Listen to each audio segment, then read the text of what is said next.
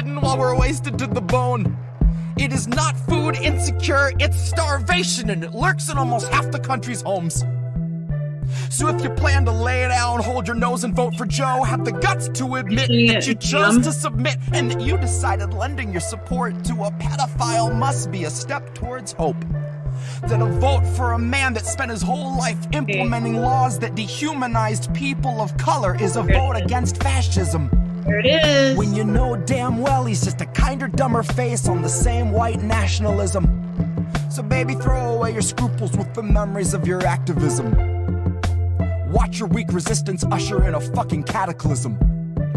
Elect a bigot war pig and say you're gonna push him into pacifism. I knew he's around. That's some bootlicker Stockholm hostage liberal masochism. If not, I'll just talk for a few minutes. And then you have to flip right from our masochism. Baby, that's some fucking bootlicker Stockholm hostage liberal masochism. God, that's some fucking bootlicker Stockholm hostage liberal masochism. That's some fucking...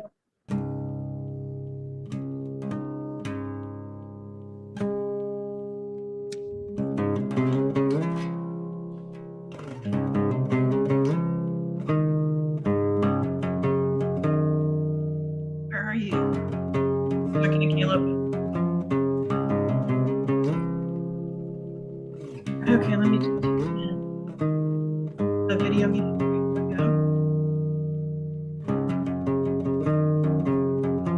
Legend says that Hercules swept Cerberus right off his feet and effortlessly set him down softly as a songbird. Atlas kept the world upon his back and every day wondered whether he could stand it any longer. And Tara Reade came out to say the man they tried to label the messiah of morality was really just another rapist. And I don't intend to hesitate when asked who was the stronger. Tara, like Assange, knew that carrying the truth would be the hardest labor. Tara knew that her assailant wasn't gonna make us any safer. And knew he's just the type of man to hand a decent foreign leader US printed walking papers. And knew he'd be relentless and aggressive in the war he'd wage upon her very character. That his attempts to weaken and degrade and embarrass her would be her only compensation. But I strongly doubt that anyone could ever have foreseen the stream of hate that came from quote-unquote progressives and the self-styled titans of survivor advocation. So if you really think there's something to be gained out of sharing your pain with the world, you are sorely mistaken. The Biden team just dragged their feet addressing Tara's allegations. Until they had a decent list of smears, then they aired them out on every station. And it turns out no one wants to hear the truth of who they praised as being worthy of such bloated liberal celebration. That no one wants to really know the person they've so valiantly defended, even when it meant they had to gloat and shit all over someone braver than they'd be if given the occasion. Now cue the faceless comment squad invasion. Cue those fuckers crawling out the woodwork to come analyze the way you wore your hair and what you wear. Like your appearance waives your rights, or that somehow you're the reason for your situation. Somehow they've decided you should bear responsibility for what such monstrous men insist on doing. Like your appearance waives your rights, or that somehow they're deluded by the empty, hypocritical, and useless fucking platitudes that bastard keeps on spewing.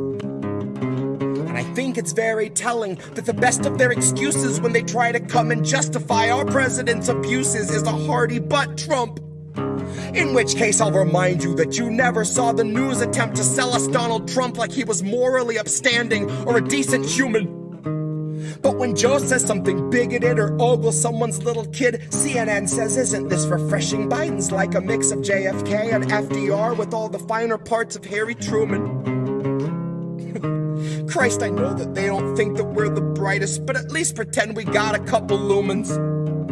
Ask yourself if you have ever questioned what they fed you, or do you just shut your eyes and then consume it? And now ask yourself if you ate every one of Biden's lies under guise of harm reduction and the promise of a slight improvement. And now imagine long ago that Biden chose to show you who he really was by traumatizing you for his amusement. Now imagine that you watched him touch a Bible with those filthy hands, and then assume the power of the highest seat in all the land, of knowing your attacker wields a global coalition born of 3-letter agencies who'll make a life's mission out of trying to discredit you through lies, damn lies, and collusion. Big tech is never gonna separate from our surveillance state. Fuck's sakes, they're just a breath away from total fusion. So there will come a time where even if you see the light, your voice will never reach the sky through all the bots and all the noise pollution. So trust us when we tell you that the masking of abuses is perhaps this country's oldest institution. And I know nothing nobler than facing it in honor of the truth when you know that the people holding power have been neutralizing truth since there was wet ink on the Constitution. So know that Tara's truth is something crucial to the movement. And if you see yourself a partner to the revolution, help this country see through all the baseless propaganda through the crux of Joe's illusions. And recognize that Tara Reade gave everything she had so she could tell us what the truth is. Recognize the decent thing to do when someone bears their soul and shows their bruises is not to ask for context or offer up your own solutions. Your job is just to listen with an honest mind and put yourself on Tara's side a moment so you understand the path she chooses. That there is no instant fame worth the dragging of your name. And if that's what you think, you've a lot to learn about the kind of facts the mob can handle and the kind that it refuses. You've a lot to learn about the news and all its many uses. Guess you've yet to learn the truth the news will serve as fruit from which they've squeezed out all the juices. And we all eat the husk and just pretend it's full of nutrients and isn't really useless. But the jaws of our ability to yield accountability are absolutely toothless. So don't you kid yourself that any lips are being loosened. They won't ever tell us where the bodies are or show us where the proof is. It's on you to recognize the lechery our president so regularly oozes. It's on you to muster up some honesty and ask yourself how Biden won your trust, but it's America that loses. Open up your eyes and learn to recognize the bruises. Open up your eyes and learn to recognize the bruises.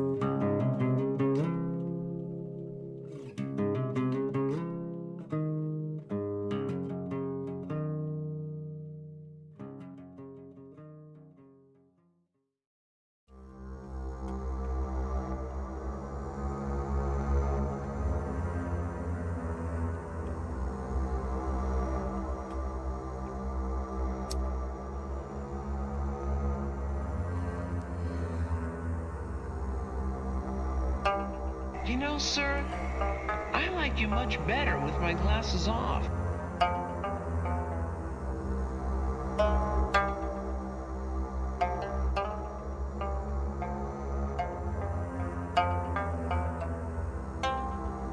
I guess I was born with the curse of foresight.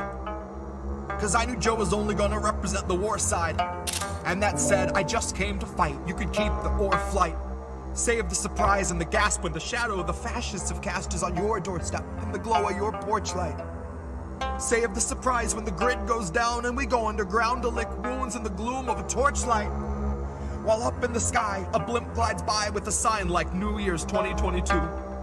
Brought to you jointly by Pfizer and Coors Light. While the centrists observe from a comfortable courtside, right in the thick of the action behind a partition. We're in a morbid position, a plague of evictions, born a comorbid condition of the cancer of wealth. I fantasize that I cancel myself, hands on your head, throw your best laid plans in the well. There are no more answers, questions go back on the shelf. All Joe's donors, a quick show of hands. How many of you sub to the Lockheed Martin OnlyFans? How many are loyalist patrons for the Raytheon Patreon? Occupy Iraq and send $1 million off into the great beyond. Cool yourself with the safety on. True to yourself in as much as you dutifully spew out a mucus of QAnon. You can't convince me the Capitol wasn't surrendered with every intention of digging us deeper down into the treacherous webbing of censorship, ebbing your speech and dissension so you can't hold Biden accountable. Not in his mentions and not in the streets. No to the end that Joe will defend the elite. Joe won't embarrass McConnell, but Joe's not embarrassed if all of your children are hungry and weak. Too hungry to speak. Too hungry to stand, they just lie at his feet. Joe is fresh out of empathy, fresh out of policy, but he'd love to know, what was your favorite ice cream flavor to eat? Back when you used to eat. I guess the road isn't rocky for people who thought we were free. They'll believe what they read, and Joe's here to lull them to sleep. Counting us down by the dozens, the culling of gullible sheep, led to the slaughter by media tyrants and government thieves. These are the leeches that stubbornly suck where there's nothing to bleed. These are the tumors that force us to crawl on our knees. This is the home of the brave. This is the land of the free. One was foreclosed in 08. One was condemned in 16. This is the home of the brave. This is the land of the free. One was foreclosed in 08. One was condemned in 16. This is the home of the brave. This is the land of the free. One was foreclosed in 08. One was condemned in 16. This is the home of the brave. This is the land of the free. One was foreclosed in 08. One was condemned in 16. This is the home of the brave. This is the land of the free. One was foreclosed in 08. One was condemned in 16. This is the home of the brave. This is the land of the free. One was foreclosed in 08. One was condemned in 16. This is the home of the brave. This is the land of the free. One was foreclosed in 08. One was condemned in 16. This is the home of the brave. This is the land of the free. One was foreclosed in 08. One was condemned in 16. This is the home of the brave. This is the land of the free.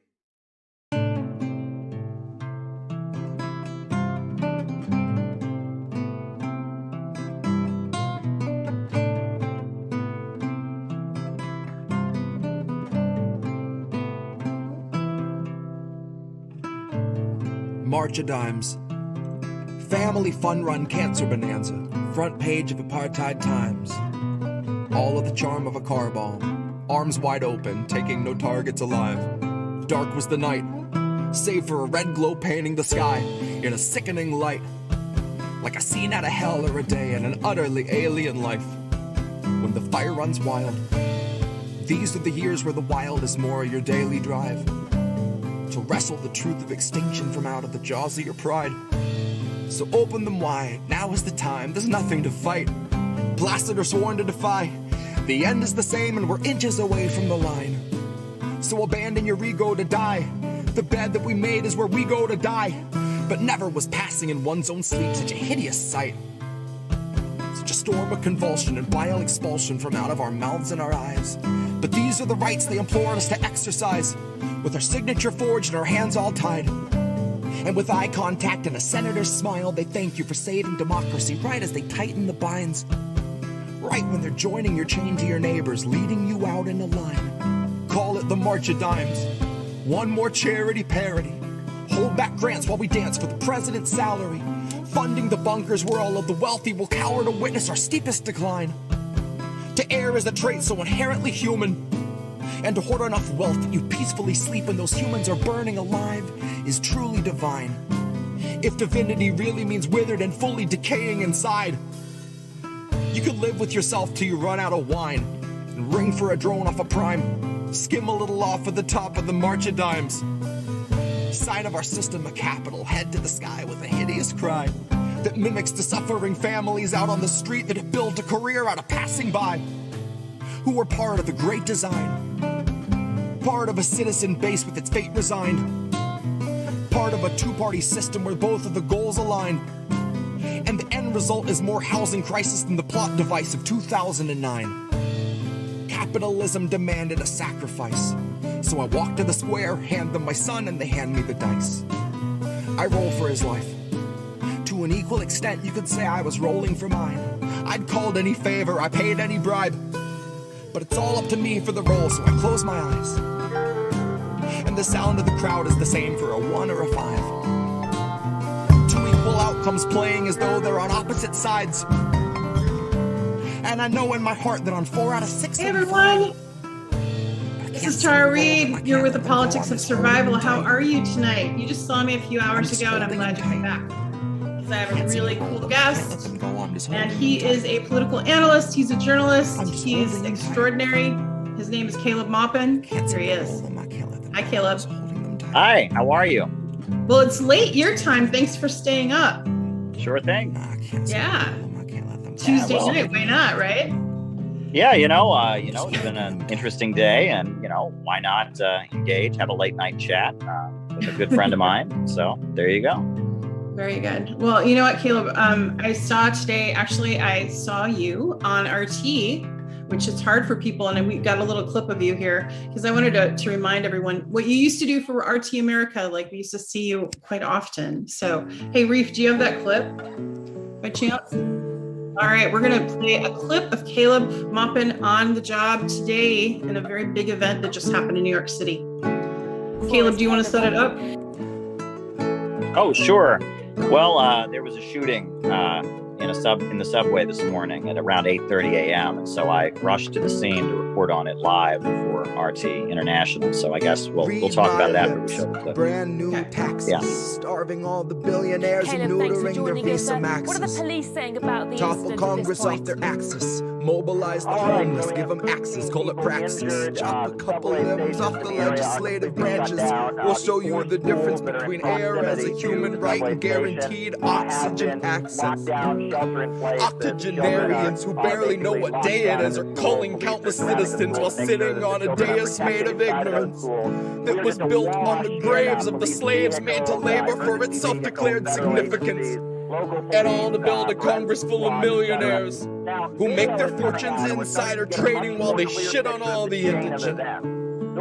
So I got a bone to pick with our leaders, and I'll start with the ligaments. Pick right through the muscle, dig the marrow out, and serve it to the unhoused millions living in their minivans or watching their belongings get evicted from their tenement. I have a dream where we breach the walls of Congress and just let them in. And what happens next will survive in only text, cause there won't be any evidence. There will only be that heavy kind of feeling that pervades a space where there has been a reckoning and you can feel its remnants.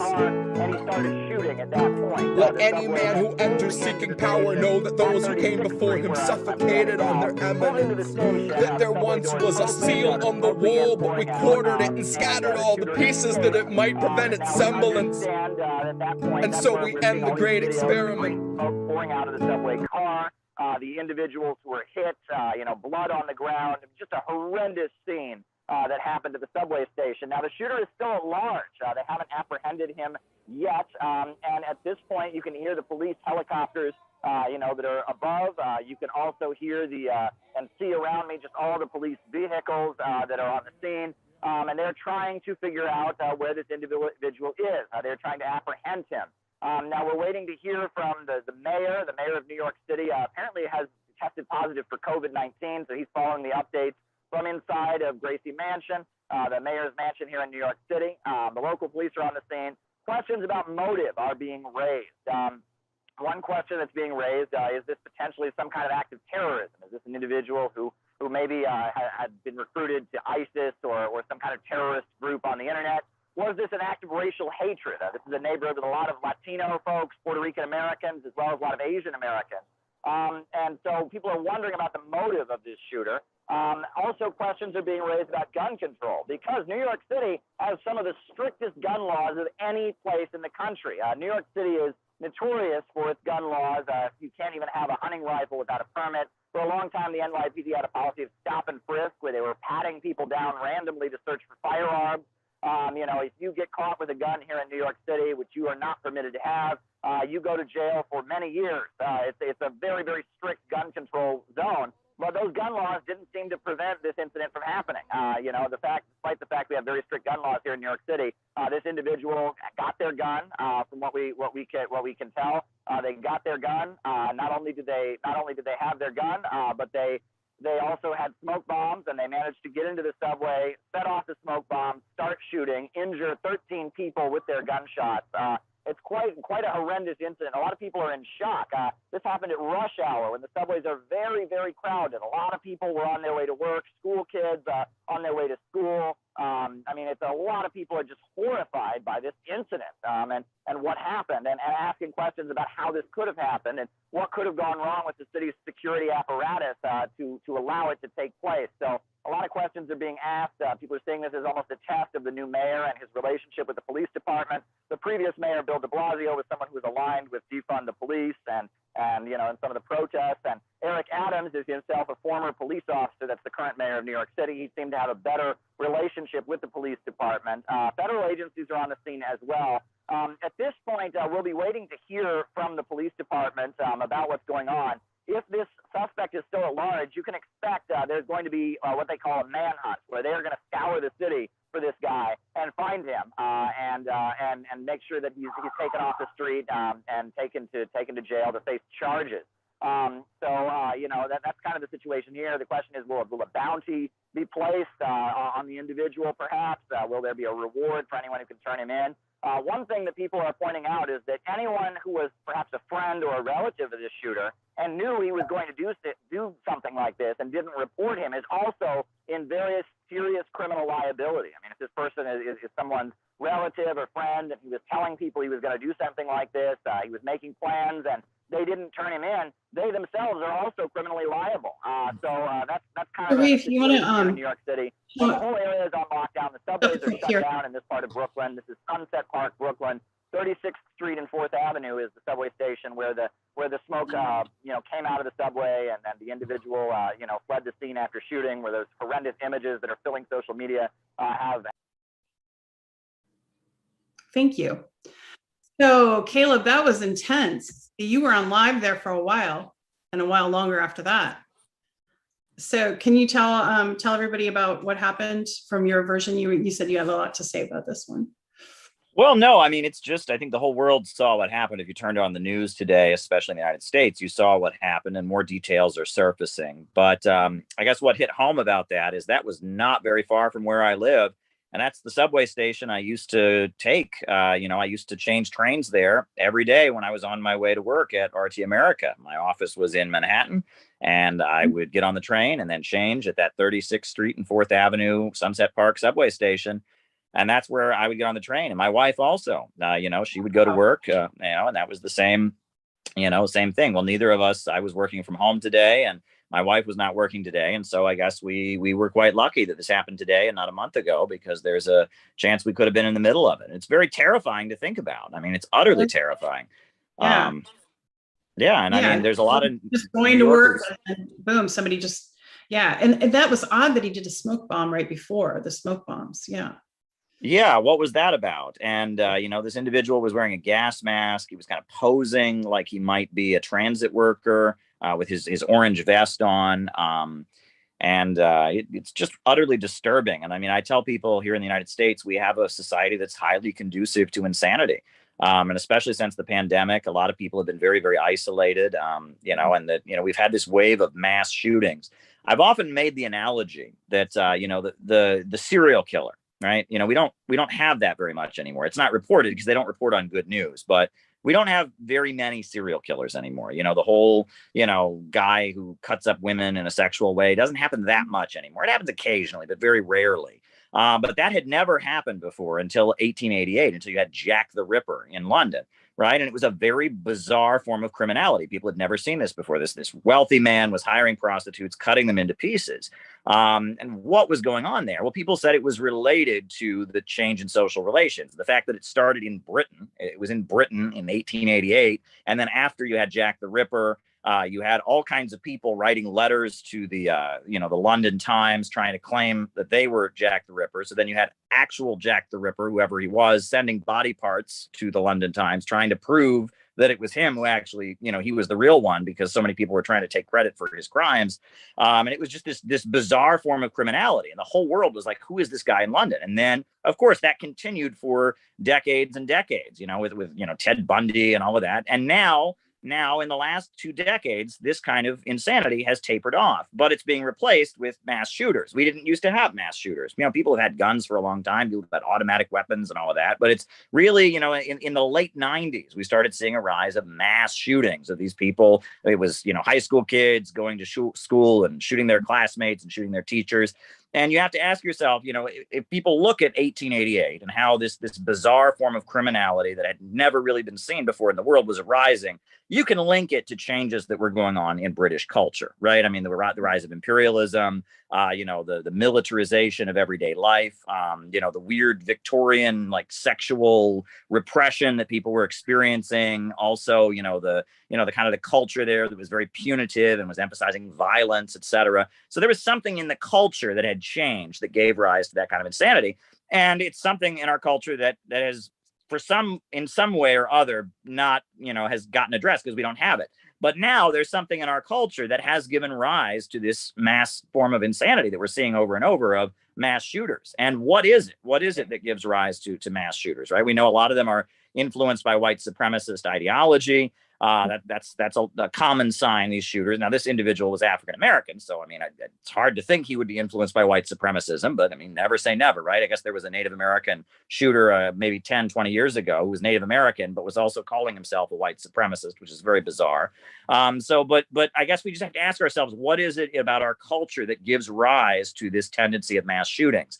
And of course, the Jack the Ripper thing, it started in Britain, but then, we had it in the United States, it was in Eastern Europe and elsewhere. And we've seen this kind of mass insanity has started to spread. It did start in the United States with the Columbine shooting and all of that. But even in China, they had these knife attacks where children bring knives to school and just start stabbing people. They can't get guns or whatever. So they just, they have mass stabbings at schools. That's happened in China a few years ago. So, it seems to be spreading to different parts of the world, right? We had Anders Breivik in the shooting in Britain. So this kind of criminality, this mass shooting insanity seems to be the new form of criminality. And I would argue that it has something to do with our culture, much like Jack the Ripper, you could argue. And that was kind of rooted in Anglo British imperialism, militarism, colonialism. I would argue that something about the breakdown of our society, something about the culture we have now, maybe it's video games, there's many other factors, people can look into it.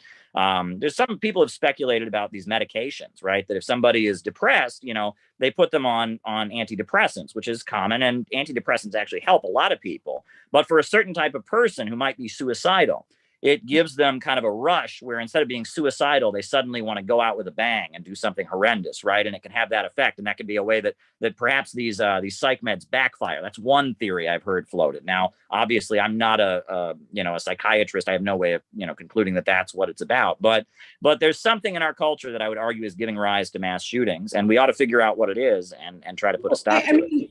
I would add to that. I think it's the way our media in general.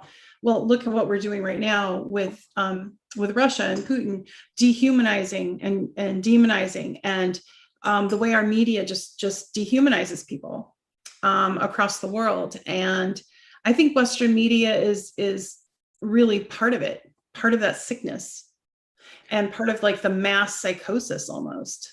Right. And it's always men. We have not yet seen a female mass shooter, I don't think. Have we, to your knowledge? I think part of that is that, if you watch American mainstream media, kind of the way that a male proves that he's valuable is with his ability to carry out violence. There's all these shoot 'em up movies and video games and such. And that a lot of young men, because of lack of economic opportunity, the inability to get out on their own and start, get a job, they feel almost stripped of their masculinity. They feel that on some level, society hasn't enabled them to go get married and start a family and be a father or whatever. Society has just kind of rendered them and so they feel like maybe this is a way to prove their manhood, to prove that they are real men, right? Like they see on TV or like they see in video games. And that's very disturbing to think about. Some people talk about that, about how young men in the United States, they are in a little bit of a crisis. And that's why figures like Jordan Peterson are so popular, right? Is that what does it mean to be a man as gender roles are being kind of largely reimagined, and some of the traditional patriarchal stuff has been broken down, and rightly so, right? Domestic violence is an awful thing and et cetera. But as men are confused about what it means to be a man, and they've been given this message their whole life about what masculinity means, now society is giving them a different message, plus their ability to just have that kind of role economically, to be a father figure, to be a breadwinner, to be, I mean, that has been taken away, and we got I mean, that could have something to do with it as well. So we ultimately will have to wait until the details emerge about who this shooter is, what his motivations were. At this point, they're not considering it an act of terrorism. Some had speculated maybe this was somebody who joined ISIS on the internet. Maybe this was somebody who, who was motivated by racial hatred, because this is a largely, that particular area, that subway stop, I see, there's a lot of like stickers on telephone poles in Spanish, because it's a largely Puerto Rican neighborhood, and a lot of Chinese folks also. A lot of Chinese folks get on the subway.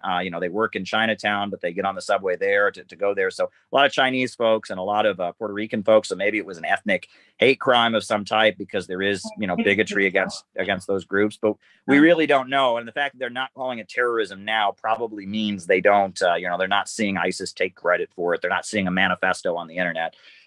So it's really tragic. What's also particularly disturbing is usually in these instances, the shooter is either apprehended at the scene or killed. And this is an instance where the shooter got away, and I believe is still at large, if I believe correctly. Really? I haven't seen any of the updates, so I don't know. Yeah. So, I mean, this shooter, not only did they, not only did they not get, killed on the scene, they actually seem to have gotten away. Now, I think there's a very good chance they will be caught. Every minute of New York City is monitored. When this person got on the subway, when they went through the turnstile, there's video of that. So they're going to know what this person looks like immediately. And I'm sure they'll catch them. I mean, with the mass surveillance state we've got now, this person really doesn't have a chance of getting away with it, I don't think. So there you go. Well, I'm glad that you were able to do that. I'm glad, safely. And I'm also glad that you were able to be on air again, especially since RT, America shut down. So it's good to see you doing thank you. Like a big segment like that, and see you do journalism and everything. So, and how is that going? I saw you did a couple op-eds, so you're doing some writing. That's going well. Sure. We're just doing the best we can. I am an anti-imperialist. I am all about exposing the crimes and challenging the lies of the power structure when it comes to Ukraine, when it comes to Latin America, when it comes to our crumbling economy in the USA and the emerging low-wage police state. I'm not going to stop. They can make it harder for me to do the work that I do, and they've certainly done that. But I'm going to keep going, and you're going to do the same. I know. So, there you go. Yeah. Well, and I noted that they still have the Russian state affiliated under your personal Twitter account. And they just did that to George Galloway. I couldn't believe that either. So is Twitter, have you complained, and has Twitter responded at all about that? I don't know what channel I would complain. They never gave me an option. They never told me they were doing this. I never even received an email informing me. It just happened one day. It was like 10:30 in the morning. Boom, your Russian state affiliated media. And I know other former RT America employees. Rachel Blevins has the tag. Manila Chan has the tag. And it's like a scarlet letter. It's just a way to say, don't listen to anything this person ever says. That's really what it's there to say. I mean, that's all they're trying to do. And if anything, it discredits Twitter, because I don't see U.S. state affiliated media being put out there. Exactly. What I think is interesting is, I've known about George Galloway for years, right? I've been a fan of George Galloway. I was watching him on the internet. When I was living in Cleveland. He came to Cleveland to give a speech about Palestine, and I think 2008 or 2009. And I piled into this room with it was like thousands of Arab Americans were there to see George Galloway and cheer for him and his role in supporting Palestine. He had just done, been on a delegation to Gaza and delivered humanitarian aid in violation of Israel's wishes. And I've known about George Galloway for years, but I've noticed that some of these pro-imperialist folks who are all about trying to tear down and smear those of us who work at RT, they've gone after you, they've gone after me. They're just learning who he is, showing that they don't know anything about politics. They're just kind of paid shills, right? I mean, he is a legend in British politics, right now, right now. He really fights for the working people. And then he founded the Workers' Party. Yeah. And I mean, when he first got into Parliament, he was kind of a darling of the media. He had blonde hair, and they called him Gorgeous George. And he's appeared on like reality TV shows, and I mean, he's a legend, right? And he was in the Labour Party. He was known as like the left-wing voice of the Labour Party, and then Tony Blair kicked him out for opposing the Iraq War. And then he got back into Parliament he started his own party. It was first called the Respect Party. that he started, and he actually won. He was in parliament, the one member for the Respect Party, the Respect Coalition of Muslims and labor unionists and socialists and all kinds of people. And now he runs the Workers' Party along with my good friend Jyoti Brar and others. I mean, he's a legend. He's really a legend. And the fact that these people only know about him because he's been on RT and because they've been assigned to attack people on RT shows they know nothing about politics. And it's really great self-exposure. I mean, it's like, how can you not know who George Galloway is? I mean, if you know anything about socialism in Britain, that name immediately comes up. And to be fair, he's been quite consistent. You know, one thing about him is he is, you know, a religious man. And he has always been, you know, not a supporter of abortion. And he's always made that clear, you know, and that's kind of an interesting position for him to take, because he was in the Labor Party, a more liberal party, but he always said, look, my faith, I don't believe in abortion. And he personally doesn't drink alcohol, right? I mean, and he always makes that clear. And so, you know, the press, they've always tried to play up, is he a Muslim? And they tried to accuse him of being a Muslim. And he always says, no, you know, my faith is my faith. I have my own beliefs. I was raised, you know, as a Protestant. I'm from Scotland. And I mean, he's just a dynamic figure, and being able to work with him now. I mean, I never thought in a million years I would work with him. I thought, you know, this is somebody I'll admire from a distance. You know, I'll come see them when they speak in the United States. I'll know British socialists. And now the fact that he was my colleague, I met him, I got to sit down with him in Britain, and I've been on his program before. It's such an honor, you know, it's really great. And I mean, I'm really happy about the opportunities that working in Russian media has given me. I mean, we need RT. We really need RT because, you know, I mean, people don't realize how much of a boost it's been to dissident and anti-imperialist voices in the United States. There's, you know, I was on his show not too long before, you know, everything got censored, and he really is. He's so generous and kind, very, very good person, you know, with his time and with his ideas.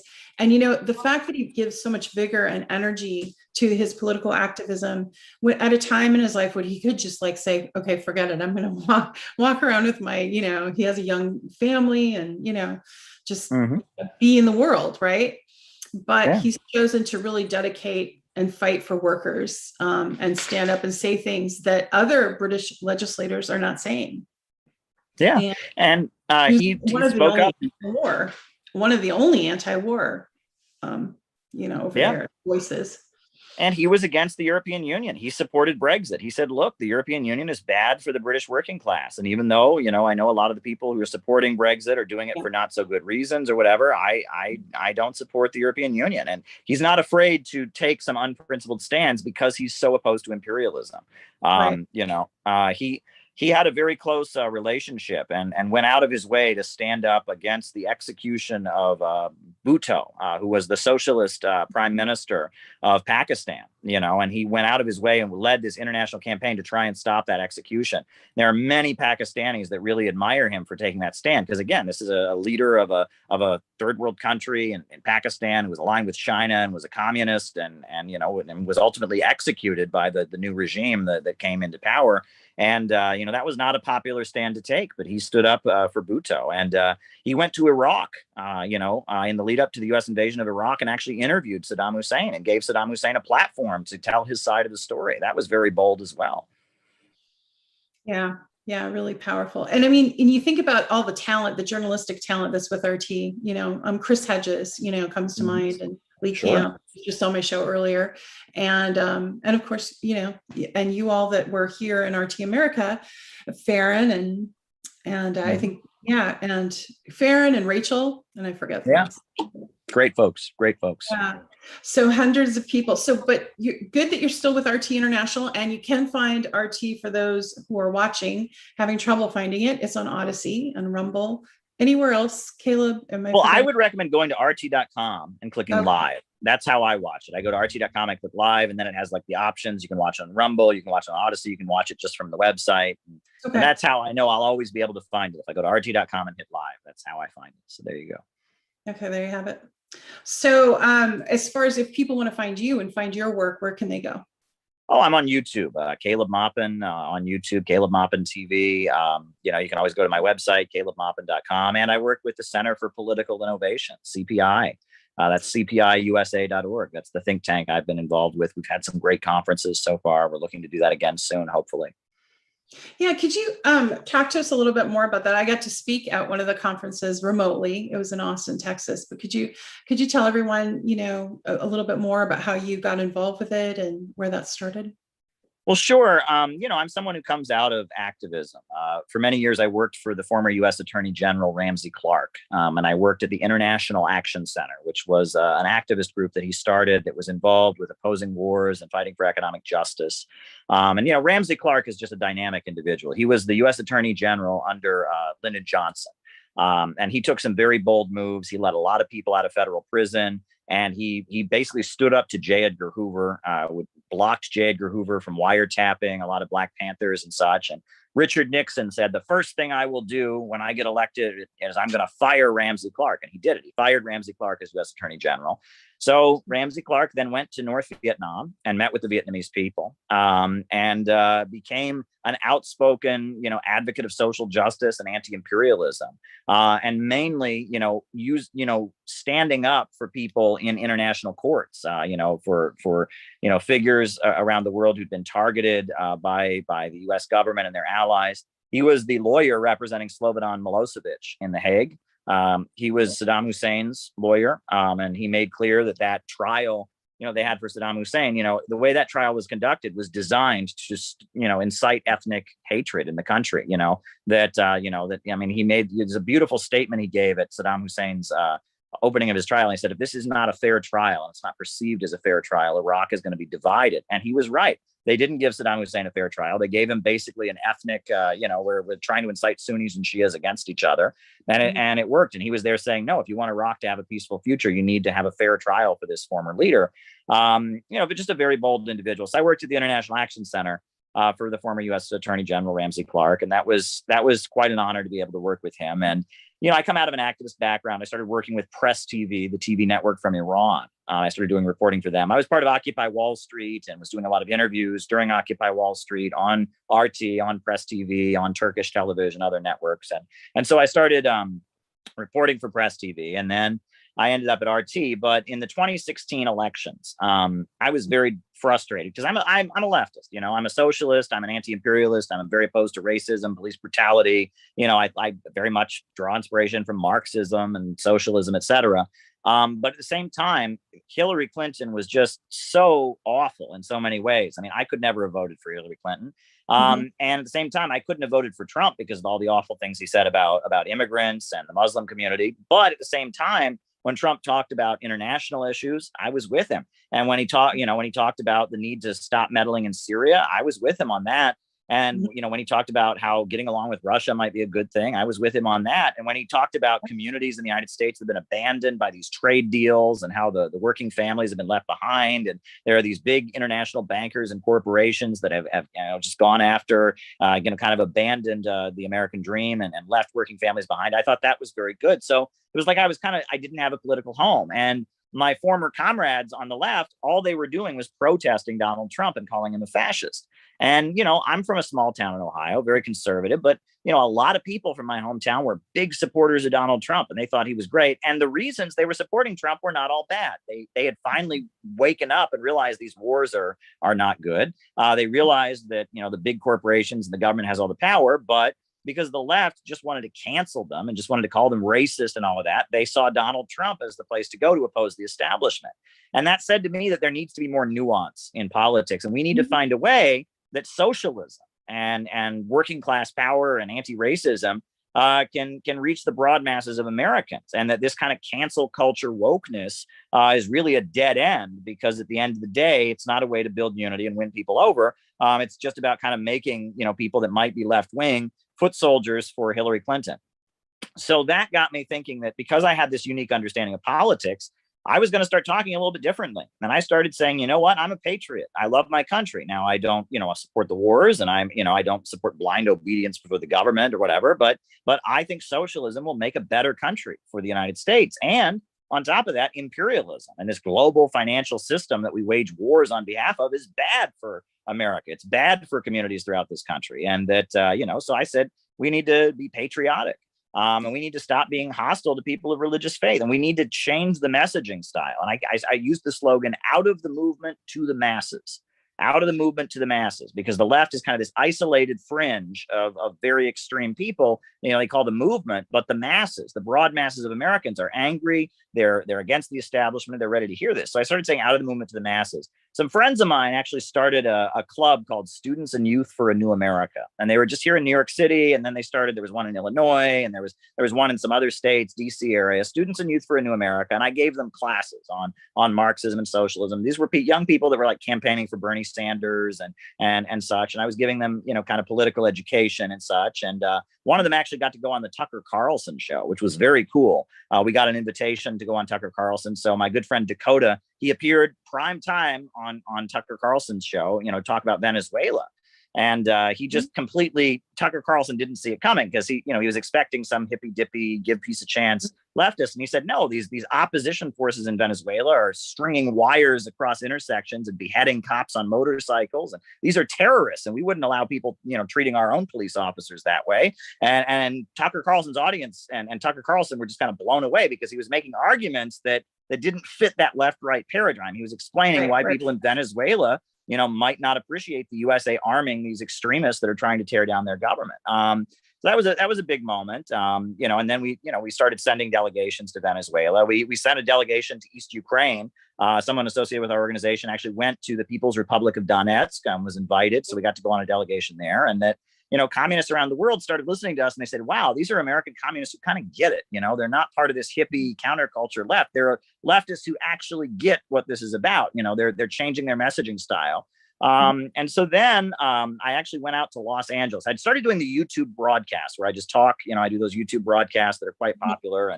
And so I was doing that for a while. It was just a way to kind of give my opinion about politics, build my social media. And so then I was visiting a friend in Los Angeles. And so, a good friend of mine, Ramiro Funes, and, he's got a podcast called Unmasking Imperialism. You should go check it out. It's great stuff. And so I was visiting him out in LA, and I thought, why don't we have an event, in LA? So we rented like a little auditorium, and we had a very small event. Not many people came, 10, 15 people there. But one of the people there was a good, someone who became friends with me later. And he said, Caleb, what do you want to do about it? You're always on here. You got this critique of the left. You got this message.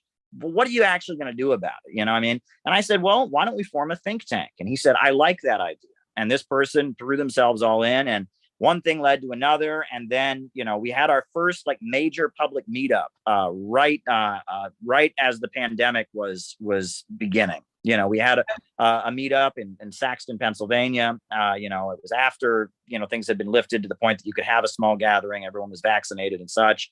And then we had another meetup in Los Angeles. And now we just had our first public conference in Austin, Texas. And again, very different aesthetic, but very different messaging style. But a lot of people have said to me, this is what many people are hungry for. Many people look at the left and the cancel culture and all of that. They don't like it. Many people see the right and they see the anti-immigrant bigotry and hatred for Muslims and this kind of blind support for the cops and denying, Black Lives Matter and police brutality. And they don't like that, but they hear your message and they like it. It reminds me of what Max Blumenthal recently said about how he's kind of missing a political home. He was just Max Blumenthal and Jackson Hinkle and some others. They were just protesting against the mandates. They had this day to defeat the mandates. And I'm against the mandates. I'm fully vaccinated, but I also don't think the mandates are a good idea. Why are we telling our most trusted and important public service people that they have to get vaccinated? And why is, I am not a biologist. I'm not a medical person, but why are we not allowed to have a frank debate about, different topics, related to vaccines and stuff? Remember what Matt Taibbi just said about that. He said, it was actually a few weeks ago. He said, we're not allowed to have the discussion anymore about anything, but he meant that just in general. That's what it feels like. We're just not allowed to have the discussion. So right. And mainstream media. Yeah. Yeah. And so, based on that, I think that we should be having the discussion, and I'm glad to push the envelope. And, I'm very passionate about international issues. And I see the way this Ukraine stuff is being portrayed, and you and I know what's really going on there, but people live in this fantasy world, and it's just lie after lie after lie. And it's funny. I tell people, it's like, at this point, the US media has just lied so many times, right? Just so many times, right? I mean, the biolabs are real. Hunter Biden's laptop is real. Right. There's all these massacres they've accused Russia of that Russia didn't actually do. If you look into the facts, there's all these heroic stories out of Ukraine, the heroes of Ghost Snake Island and the ghost of Kharkov and all this stuff. It just turns out to be fake. U.S. media has lied over and over again. And why do they get away with it? Because whatever they say doesn't get questioned. And if you get questioned, they just say, oh, you're working for Russia, and they try to shut you up. Meanwhile, Russia has come forward and said things, and they have turned out to be true, like the biolabs, like Hunter Biden's laptop. And every time Russia says anything, everyone just shouts, oh, you can't believe that, it's Russia, conspiracy theories. So they bend over backwards to prove everything that they're saying. So at this point, you just have to look at the track record. Should you believe the US State Department or should you believe Russia? Well, just based on what is in front of your eyes, you should believe Russia. I mean, it's just kind of common sense at this point, right? You know, I mean, when one person is constantly being accused of lying, so they bend over backwards to prove everything they say, it's much more likely that they're telling the truth than someone who has lied over and over and over again and just gets away with it. You know, I mean, with purpose. Yeah. I mean, because they want to fund this proxy war against Russia via Ukraine, and it's so ugly. I mean, you and I both saw this coming a mile away when America canceled the peace talks that week. When they Blinken came out and said there was absolutely nothing when they were, you know, trying to negotiate that would work. I don't know. It was like they were pushing. And then all of a sudden Nord Stream 2 didn't happen, and it was supposed to happen. And I think the timing all had to do with that, but that's my opinion. Yeah. With the amp up of the US part is what I mean.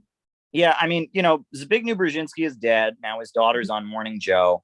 But I just keep seeing Zbigniew Brzezinski all over this. I know that Obama came out of the Anti-Communist Center, Study Center, International School at Columbia University. And I know that, the Biden administration is full of people from that kind of liberal imperialist soft power manipulation school. Yeah, I keep thinking back to the 1980 election because, in 1980, you had the Iran hostage crisis was going on. You had the U.S. economy was falling apart.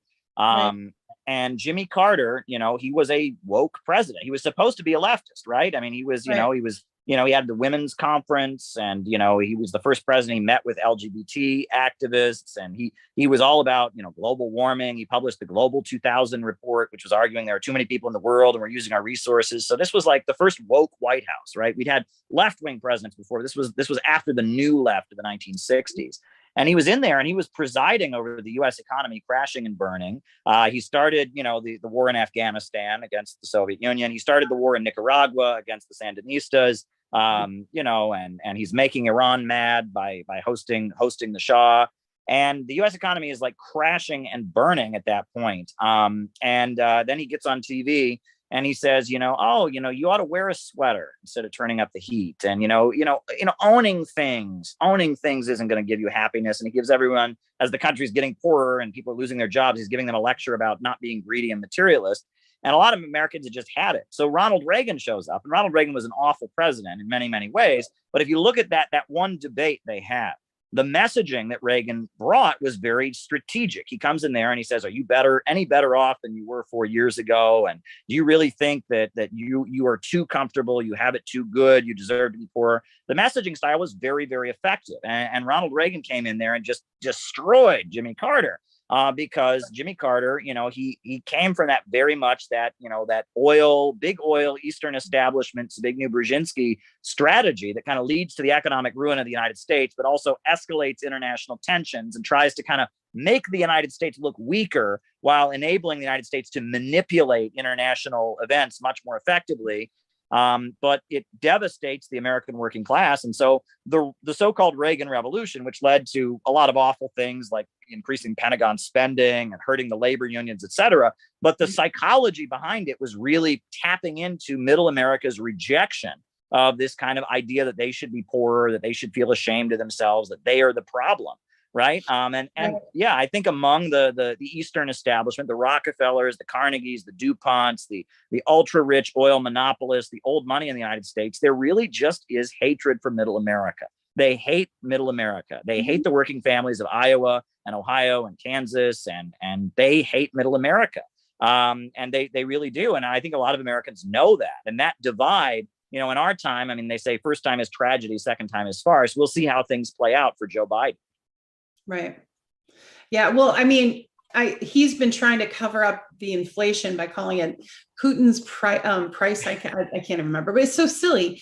And, and we were talking about the inflation problem a month before, the war in Ukraine. So, I mean, the Biden administration is using the excuse of this proxy war to take everything off of the domestic agenda they were supposed to get done. They've gotten nothing done. And the fall, midterms, people are going to go and they're going to vote against all the Democrats they're going to throw. It's almost like they're doing it purposefully, they're just not even trying. Because when you look at the base of the Democratic Party, they're ignoring 25% approximately of the left base. So when it comes to ideas about economic help for Americans, like,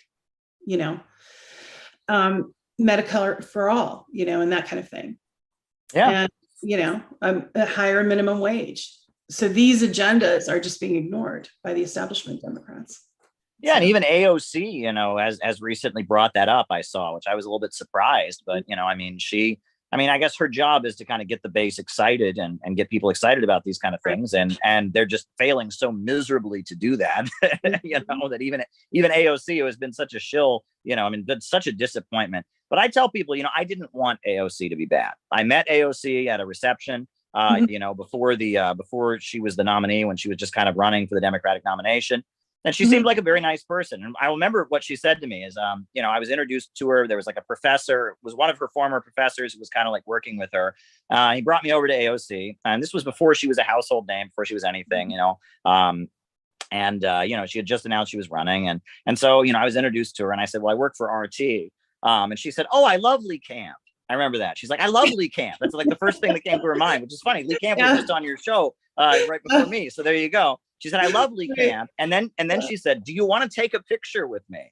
And I said, I don't think that would be good for your campaign to be photographed with some guy who works for Russian media. And she's like, oh, okay. Maybe not. And it was kind of funny like that. And then the crazy thing is we're actually photographed together anyway, because one of the photos that night of while she was speaking at the kind of the reception, I'm photographed sitting behind her. So you should know that AOC is a Nazbol. Cancel AOC as a Nazbol and a Russian puppet, because I was in the same room as her on that night. But it's funny, but I wanted to like AOC. She seemed like a very genuine person.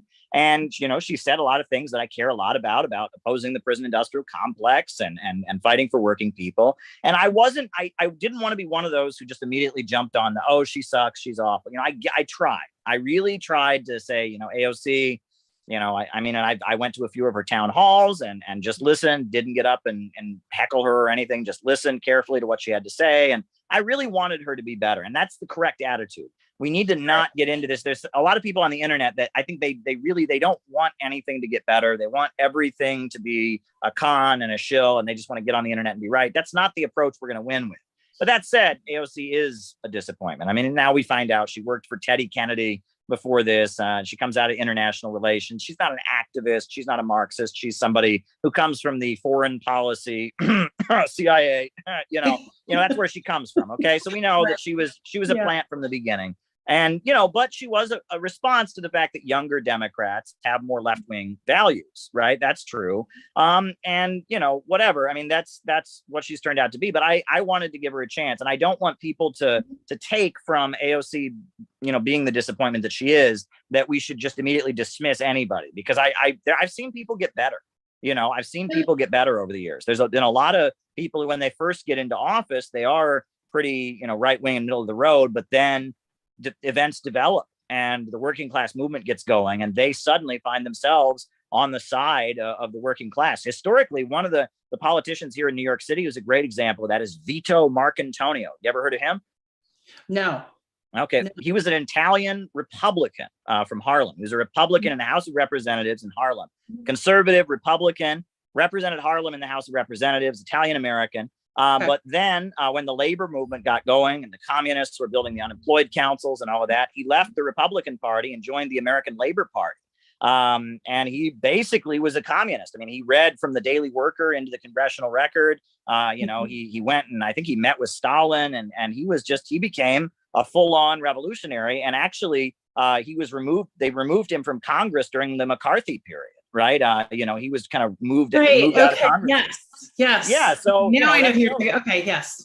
Yeah, that shows that somebody can be, somebody can change, right? Based on the conditions. The Great Depression and everything pushed him into a situation. He was an anti-fascist, and being an Italian American, that was very important to be anti-fascist, as there was a lot of Mussolini influence among Italian Americans in the United States. And he was definitely not a Mussolini supporter, and he ended up becoming more or less a communist. Now, that's pretty cool, right? And if people had just dismissed him, if the communists in New York City and leftists and radicals had just said, oh, Vito Marcantonio, he's just a Republican, he's a conservative, they had not thought about how can we influence him, how can we bring him to the left, that never would have happened. And he was the one who put up, they finally passed, did you hear they finally passed the anti-lynching bill? Joe Biden's making a big show of passing the anti-lynching bill. Right. Well, he was the one who wrote it. It was Vito Marcantonio was the guy who originally wrote it and put it up, over and over and over again. It was pushing Roosevelt to take action against lynching and Jim Crow, because that was, something he could do. And he represented Harlem, where there were a lot of black voters and such. So there you go. It's amazing. I always learn so much when I talk to you. You really have a great grasp of history, and it's so cool. And I even watched some of the videos that you were talking about before, of some of the education that you've done. That professor part of you, I will say. Oh, thank you. So, yeah. So hey, Reef, I know we were getting some chats. So do you want to read any of them? Are we? Okay. Oh, okay. Is there any super chats or anything you want to read, or no? Okay. Okay. Yeah. Thank you, Abby.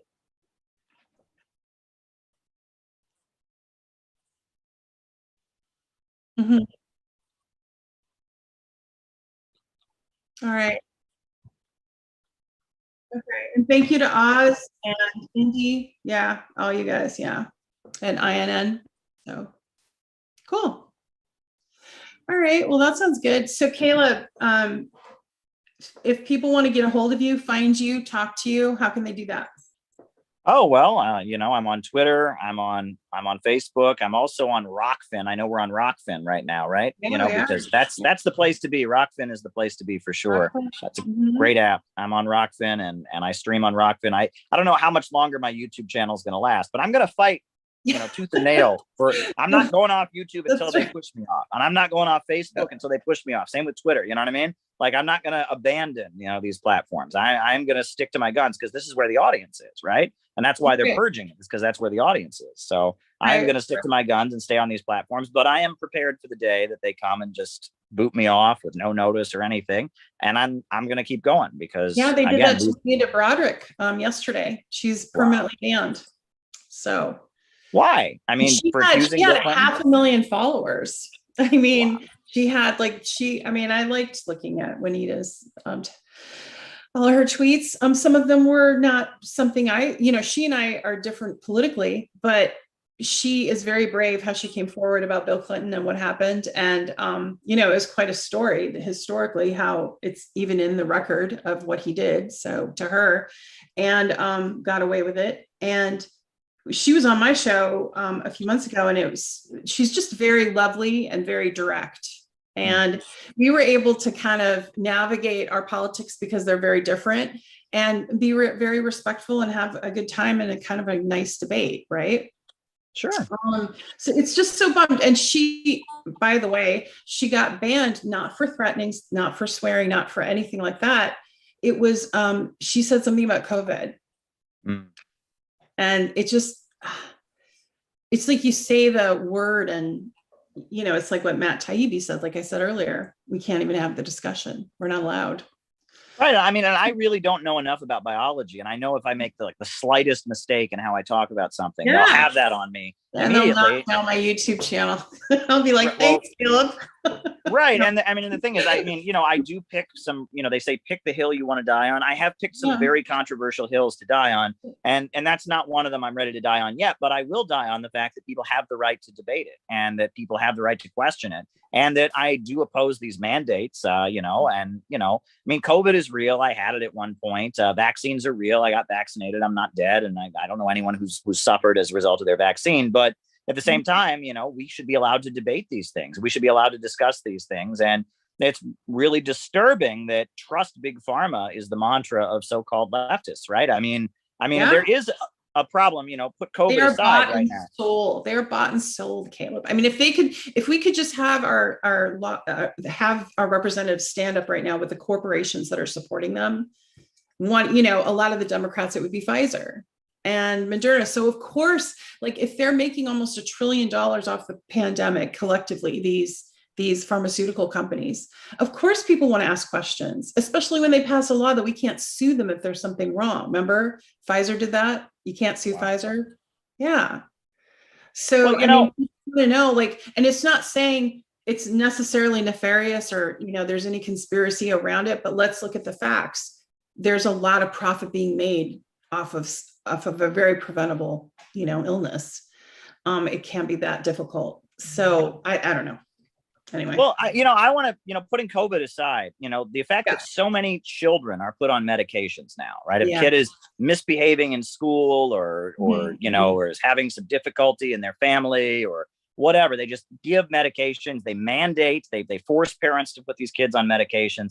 I'm from a small town in Ohio, and actually, in my little town, we actually had corporal punishment in school where the teachers you could get sent to the principal and they could spank you or whatever. They don't do that in a lot of places anymore. But now, I mean, when they're putting all these kids on drugs that they'll be on for the rest of their life, they become almost chemically dependent on these drugs. Is that healthier than striking them? I mean that can do long-term damage, and we don't know what the long-term effects will be. And a lot of these drugs they put kids on, they gain huge amounts of weight. I mean, it's just, it's awful. And it causes, I mean, I think too, we don't know the long-term causes of a lot of those medications when they become adults. Like how will that affect them? And there's not been enough studies done. I mean, I've always been very cautious about, with my daughter's grown now, but where there were vaccines, the new one was the chickenpox vaccine. And they wanted everyone to try it. Well, it ended up not working. So, I mean, to an extent, and having allergic reactions. But I mean, I believe there are some vaccines that are obviously that we need, but it's okay to question what's in them, who's making them, and if there's side effects, and then why those are. Those are normal. Of course. Normal. Again. Yeah. Right. And I just, and often I feel like in a lot of these cases when kids are put on medications, there's some other problem. Right. Not every problem is a chemical imbalance. Not every problem is, in some cases, I think there may be an issue in the family. There may be, maybe the parents are not relating to them in the correct way emotionally. Maybe the school environment, there's the getting rid of recess and, kids, especially little boys, are full of energy and stuff. And, I think that there's more to it. And this idea that we can solve everything by giving everyone a vaccination or everyone a pill. There's a lot of money to be made in that, and asking some serious questions about it is a legit thing to do. And especially with mental health, not all of mental health is biochemical. Some of it is emotional. Some of it is interpersonal. We obviously, when we have a society, I think it's like 1 in 5 adults is on antidepressants at this point. 1 in 5. That's not, that seems like we have a societal problem. Caleb, I think it's even higher. The US has the highest amount of depression cases in the world or something like that, or depression meds that are, whatever. And I think that goes back to your original, when we were first talking about this, about our culture, just the whole culture is just changing. It's just gotten, I think, reactive to the technology that we have now. It's like we emotionally don't have the intelligence yet wrapped around the technology that we have, if that makes sense.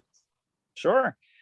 I mean, it's quite disturbing. And, I think about Frankenstein. You ever read, the classic Mary Shelley, the first work of science fiction? Yeah. And it's like, she's using this story as kind of an analogy for the Industrial Revolution, right? Because it's like someone makes this great technological scientific leap. They make a person, out of body parts and bring them to life with electricity. And they're doing something that's never been done. But in the process, they don't give this person they created what a person needs: love, affection, care, right? Mm-hmm. And so it creates this monstrosity that is attack on society. And Mary Shelley was largely using that for an analysis of the Industrial Revolution and how all these great technological leaps were being made, steam engines, all these things were coming in, But at the same time, we were losing some of our humanity, right? That the relations between people were being viewed as mere financial calculations, and what was going on in the sweatshops and what was going on in the mills and in Britain. And I mean, it was just horrendous what she was observing at the time. And in this brave new world that capitalism had brought into being, while it was much more advanced scientifically, we had lost some of our soul. And I think that was what she was trying to articulate. And you could argue we're experiencing something similar now, whereas, yes, we're doing, this is amazing. Here, we're on one side of the country, you're on another, we're broadcasting, people all over the world are probably watching this. But at the same time, we have a society where people go crazy and shoot up the subway on a Tuesday morning. I mean, and we're having a big, we got our politicians trying to turn Ukraine into a big battlefield just because they want the oil prices to go up. We've come a long way, but we've also lost some of our basic love and humanity. And this is kind of the contradiction of our modern society in a lot of ways. That's really eloquently put. That's really well put. Yeah, I agree. Totally. Go on. Oh, I mean, I was also thinking about, the old, the book of Genesis and Adam and Eve, right? It's like, the knowledge of good and evil, right? It's like, the idea is that human beings gained this ability to know what was good and evil, but we didn't have the capacity to do with that knowledge, right? That's kind of the idea, right? Is that, we could be innocent, just in the garden doing our own thing or whatever, but then, we gain this ability, this intellect, right? But at the same time, we don't seem to have the moral fiber and capacity to use that intellect for good, right? And that's kind of the contradiction of the human race. We're above animals, but we're not gods. You know what I mean? We have the ability. I always tell people, ants have been making their ant farms the same way for thousands of years. Beavers have been making their beaver dams the same way for thousands of years. But in just 5,000-6,000 years, human beings have gone from hunter-gatherers in the woods to space travel and iPhones. We have done amazing things, but yet at the same time, while we have this amazing capacity to reinvent our relationship with our environment, to force the environment to serve us, we have an amazing capacity to do things, an amazing creative capacity. We kind of lack, the morality to use that creative capacity in a way that could build a just society. And this is kind of the contradictory nature of human beings.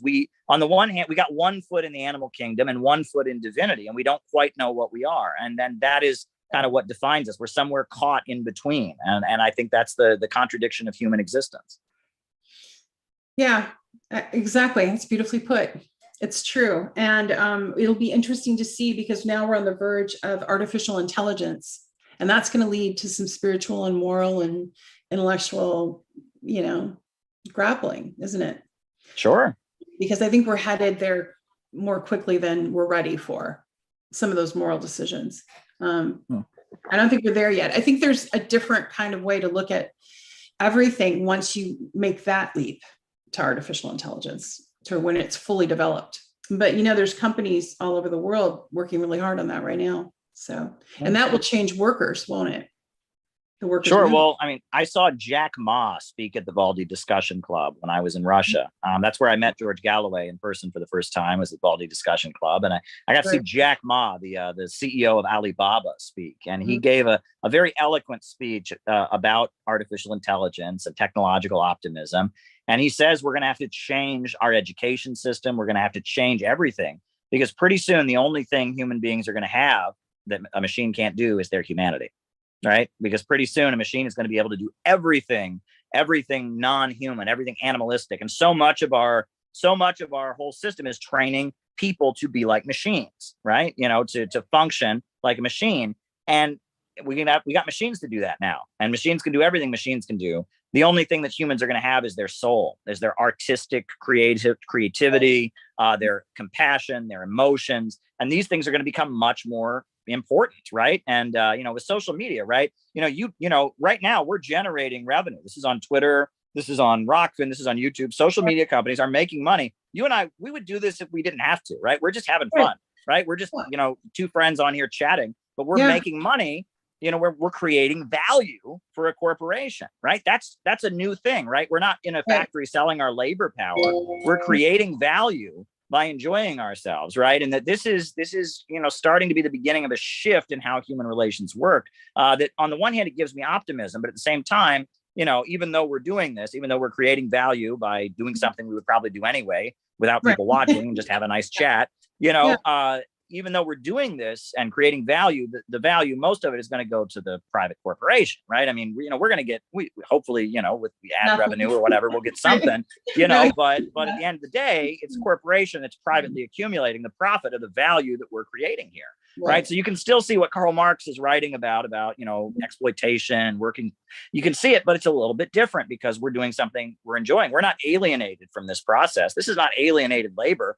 This is the opposite of alienation. This is, people enjoying themselves. And we're almost back to what those craftsmen, those basket weavers that put a little bit of their soul into every basket they made. And those potters who put a little bit of their own touch on the pot. We're kind of back to that.